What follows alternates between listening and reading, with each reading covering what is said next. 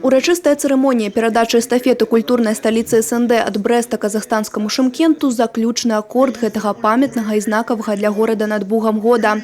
Старшыня брэсцкага гарвыканкама Александр Рагачук перадаў сімвалічную статуэтку першаму намесніку акіма Шымкента Нуртаю Кайрату. У 2020 годзе шымкенцы сапраўды маюць чым ганарыцца. Горад адзначыць юбілей – 2200 гадоў. Местное население ждут этого момента передачи сегодня эстафеты культурной столицы Содружества в следующем году. Город готовится, люди радуются. И это такая большая возможность еще раз странную часть Содружества независимых государств от обмена истории, культуры.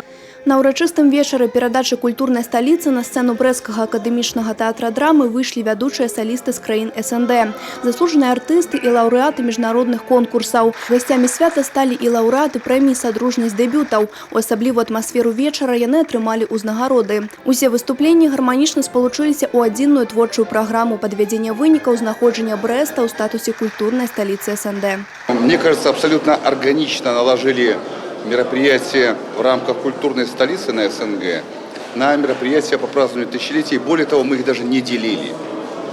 Сейчас спроси у брестчан, это мероприятие под какой эгидой, они вряд ли скажут, да? Это о чем это говорит? Что вот это наложение дало нашим мероприятиям более широкую амплитуду. У гэтым годзе ў Брэсце адбылося больш за 100 музычных, тэатральных, адукацыйных праграм з удзелам творчых калектываў краін СНД. Шмат мерапрыемстваў прайшло ўпершыню. Міжнародны конкурс дзіцячага экслібрыса, міжнародны парад аркестраў «Марш тысячагоддзя», фестываль хораў хлопчыкаў берасцейскія асамблеі, харэаграфічны фестываль «Танцавальная вясёлка» і іншыя. Плануецца, што многія з іх стануць традыцыйнымі.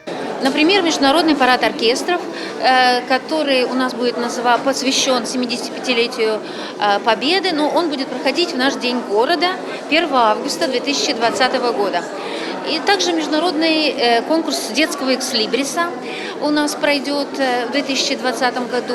Брест действительно тысячелетняя история, и то, что сегодня Брест культурная столица СНГ, это заслуженно. Здесь столько всего переплелось, столько очень важных перекрестков культурных.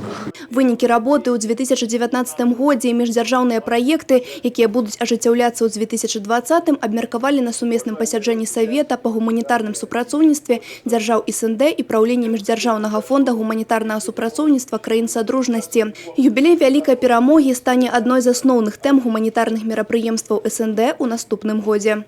Хотел бы обратить внимание на инициативы историков, о том, что сказать о том, что работает ассоциация, которая объединяет институты истории национальных академий наук.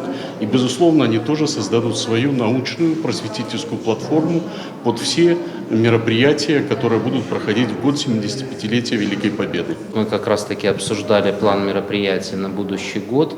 Это более 85 мероприятий.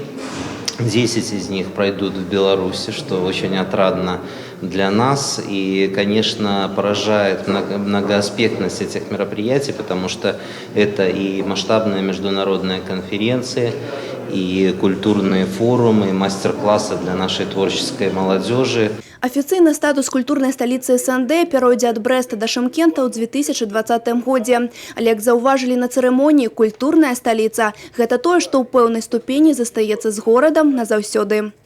Анастасія Цукун, Юрый Плінда, Тыгран Акапян, тэлерадыёкампанія «Брэст».